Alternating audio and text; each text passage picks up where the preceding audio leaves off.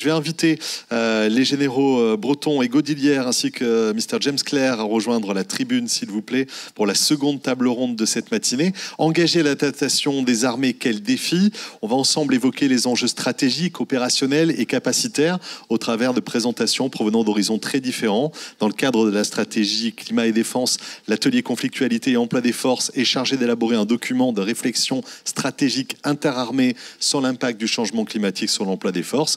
Il sera soumis au chef d'état-major des armées en fin d'année. Le général Breton nous en dévoilera les grandes lignes. Nous aurons une vision britannique sur ces enjeux présentée par James Clare, qui est chargé de porter la stratégie climat et défense du ministère de la Défense au Royaume-Uni. Et puis le général Godillère, chef de la division cohérence capacitaire de l'EMA, évoquera la façon dont le changement climatique commence à être intégré dans la démarche capacitaire des armées en coordination étroite avec la DGA. On va échanger sur le même principe, environ 45 minutes de présentation et puis ensuite des questions-réponses et des échanges avec vous dans la salle. Je vais commencer, pardonnez-moi, avec le général Breton. Vous êtes le directeur du Centre interarmé de concept, doctrine et d'expérimentation.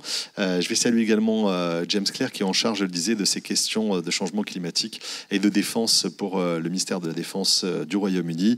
Et puis général de la division aérienne, Cédric Godillère, vous êtes chef de la division cohérence capacitaire de l'EMA. Je commence avec vous, général Breton. On va parler ensemble des impacts stratégiques, des impacts opérationnels ensemble. On va commencer par les impacts stratégiques, ce que vous aviez souhaité noter et nous transmettre, mon général. Alors, effectivement, deux notions, impact stratégique et impact opérationnel. Les impacts stratégiques qui vont peser en fait sur la nature de nos opérations, la nature de nos missions. Donc on imagine à l'avenir plus d'opérations liées finalement à l'environnement et aux effets du changement climatique. On imagine notamment trois types de missions beaucoup plus fréquentes. D'abord, la première, c'est plus de missions de secours humanitaire suite à des phénomènes météorologiques extrêmes dont on a parlé, donc les cyclones, les tempêtes, les inondations. En particulier dans nos outre-mer, qui sont les plus sujets à ce type de catastrophes naturelles. Donc voilà, même si les armées ne sont pas les primos intervenants pour ce type de catastrophes naturelles, elles ont quand même des capacités militaires, des capacités assez uniques qui peuvent faire l'objet de demandes de concours de la part des organismes spécialisés de l'État ou des collectivités locales, dès lors que les moyens de ces collectivités locales seraient alors sur la fameuse règle des 4I, qu'on appelle les règles des 4I, dès lors que les moyens de ces services spécialisés seraient, je vais regarder mon anti-sèche parce que à chaque fois je ne le retiens pas, mais inexistants, insuffisants, inadaptés ou indisponibles. C'est à partir de là où on peut solliciter l'intervention de l'armée. D'autres missions qui existent aussi qui vont se renforcer? Ah oui, alors, et puis même toujours dans le volet des missions à caractère humanitaire, il y aura également de plus en plus de sollicitations internationales, parce qu'on a vu que malheureusement ces crises ne seraient pas limitées à la France. On pense qu'il risque d'y avoir aussi une espèce de compétition entre grandes puissances à qui serait le plus généreux, le plus réactif pour apporter son aide. Et d'ailleurs, on voit déjà aujourd'hui, par exemple dans le Pacifique, une sorte de compétition entre la Chine et les pays occidentaux pour apporter l'aide aux populations des îles qui font l'objet de problèmes d'inondation et de vagues submersion. Donc effectivement, le deuxième type de mission plus fréquente, ce seront des missions militaires de protection de l'environnement. Donc là aussi, ça existe déjà. Je pense en particulier à l'opération Héphaïstos, qui n'est pas une opération qui est très connue, mais pour laquelle chaque été, depuis 1984, les armées françaises viennent renforcer les dispositifs de lutte contre les feux de forêt dans le sud de la France. Je pense également aux missions de la marine nationale en faveur de la protection de l'environnement marin. Il faut savoir qu'un quart de l'activité opérationnelle de la marine nationale est consacrée à ce qu'on appelle l'action de l'État en mer. Et donc, très concrètement, ce sont des missions de surveillance des aires marines protégées, de lutte contre la pollution, de lutte contre la surpêche. Et puis troisième exemple de mission de protection de l'environnement qui existe déjà aujourd'hui, c'est c'est l'opération Harpie, là aussi qui est une mission où on vient épauler les services de l'État pour protéger la forêt guyanaise contre les ravages des orpailleurs illégaux. Voilà. C'est la deuxième type de mission. Et des interventions aussi dans ce qu'on appelle l'arc de crise. Oui, alors exactement. Troisième type de mission plus fréquente, ça va être, alors là on est vraiment au cœur du domaine de l'action militaire, ça va être les opérations militaires de gestion de crise en réponse à des crises régionales elles-mêmes provoquées ou comment dire, exacerbées par des problèmes environnementaux ou le réchauffement climatique. Alors effectivement, ces facteurs climatiques sont des catalyseurs, des multiplicateurs des facteurs de crise. Et comme vous le disiez, effectivement, ça existe déjà.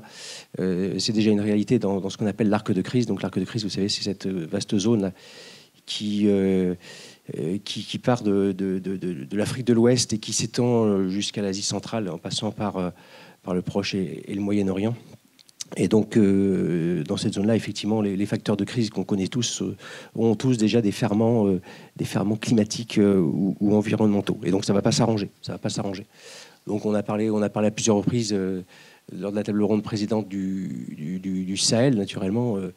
La sécheresse qui sévit, on a vu, va pas s'arranger. Et donc, combiné avec les trafics en tout genre, la pression démographique, les flux migratoires, la concentration urbaine, tout ça, ça fait quand même un sacré cocktail explosif. Le deuxième exemple également, ce sont les tensions autour de l'accès à l'eau douce, pas que dans l'arc de crise, mais tout le long des grands fleuves emblématiques qu'on voit bien à travers la planète, qui font d'ailleurs déjà l'objet aussi de grosses zones de tension. Je pense notamment du fait de la pollution massive qui peuvent exister sur certains de ces fleuves, et puis également des gros projets de barrages qui peuvent exister. Et puis, toujours facteur de crise régionale, on en a parlé dans la première table ronde aussi, en dehors de l'arc de crise, c'est naturellement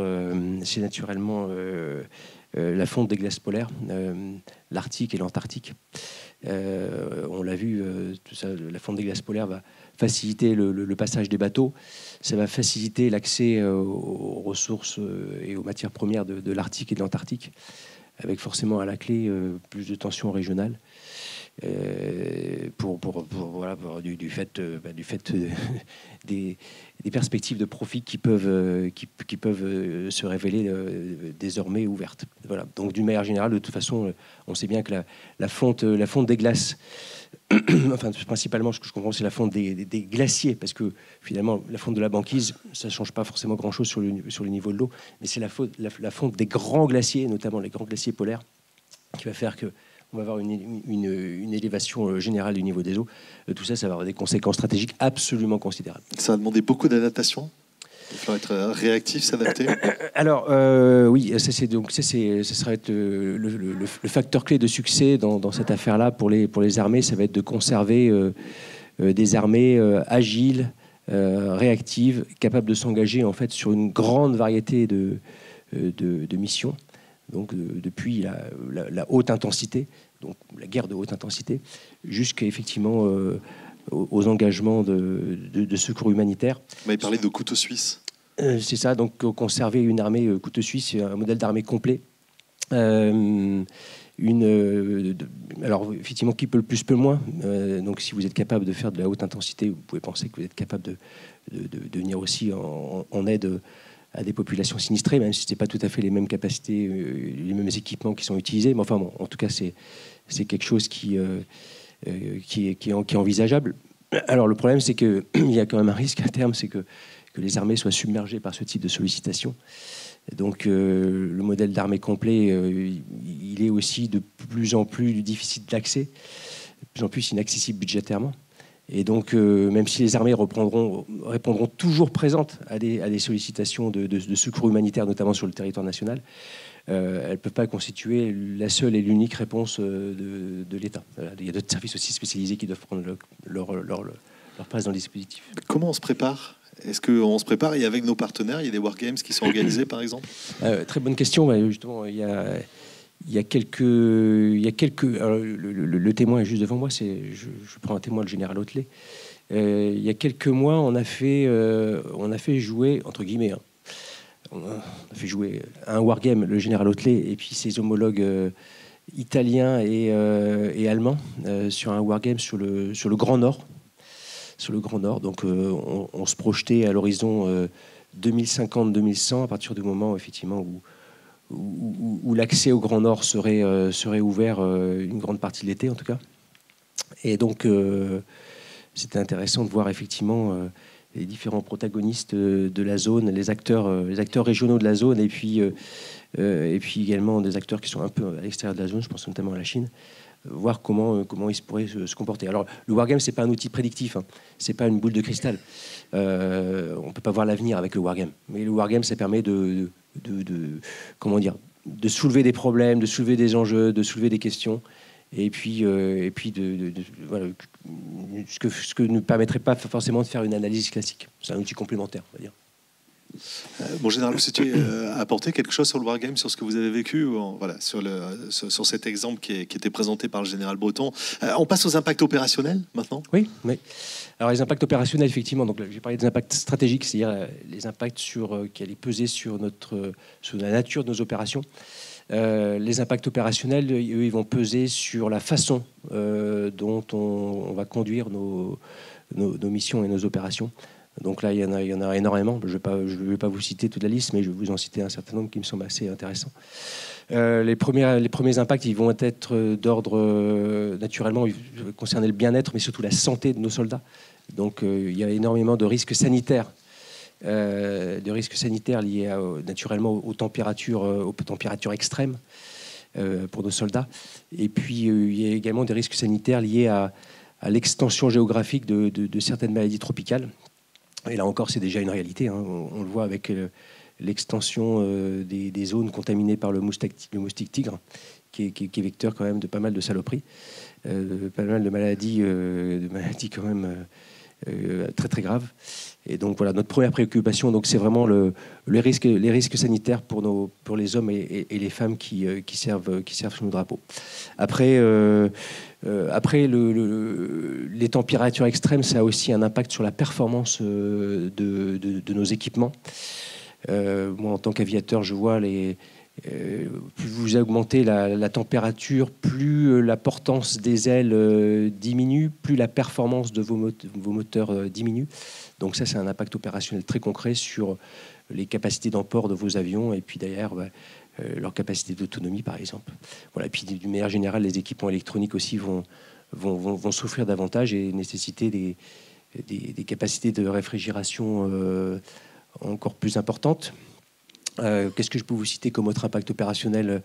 Naturellement, la montée des eaux qu'on a évoquée, hein, qui va nécessiter des adaptations d'infrastructures importantes de nos ports, donc rehausser les quais, construire des digues plus hautes pour protéger contre les vagues submersion qu'on va évoquer. La détection, puisqu'on reste en mer. Oui, plusieurs paramètres qui vont changer dans nos eaux. Toujours restant dans le domaine de l'eau et dans le domaine maritime en particulier. Effectivement, alors je vais parler sous couvert du CHOM qui s'est exprimé tout à l'heure, mais moi ce que j'ai compris, c'est que le réchauffement climatique allait avoir un impact sur ce qu'on appelle la circulation thermohaline. Alors c'est la circulation thermohaline, je comprends que c'est en fait, vous savez, c'est la circulation des grandes masses d'eau là, on pense au Gulf Stream, on a parlé tout à l'heure de El Niño, donc il va y avoir des grands bouleversements manifestement du fait du réchauffement climatique sur ces grandes masses d'eau océaniques, avec à la clé naturellement alors, déjà des conséquences géopolitiques absolument considérables, parce que ça va forcément modifier aussi les ressources halieutiques, mais très concrètement pour nos sous-marins, ça modifie également les modèles de propagation des ondes sous la mer, que je comprends. Et donc, ça modifie également nos capacités de détection sous la mer. Alors, si vous voulez, on peut encore rester dans le domaine de l'eau, toujours sur les impacts opérationnels. La logistique de l'eau, d'une manière générale, va être aussi... la logistique de l'eau dans nos opérations va être de plus en plus difficile, parce que forcément, quand on va intervenir dans des zones de sécheresse, le peu de ressources disponibles en l'eau, on va le laisser naturellement à disposition des populations locales. Et nous, donc on va essayer de faire attention, voilà, par rapport à ça. Est-ce que les armées peuvent être impactées? Est-ce qu'on peut créer une baisse des capacités des armées en intégrant les règles et les obligations liées au développement durable, au changement climatique? Oui, effectivement, ça c'est un point aussi important. C'est sur un pied un peu différent. C'est effectivement, on peut parler des contraintes liées aux évolutions réglementaires. La lutte contre le réchauffement climatique justifie fort légitimement des normes, des lois, des règlements contraignants pour nous imposer d'être plus sobre dans l'utilisation des ressources que nous offre la planète. Donc naturellement, il est hors de question que les armées se soustraient à ce type d'obligations s'agissant de leurs activités du quotidien. Mais néanmoins, il y a quand même un principe de réalité qui s'impose pour un certain nombre de nos capacités opérationnelles.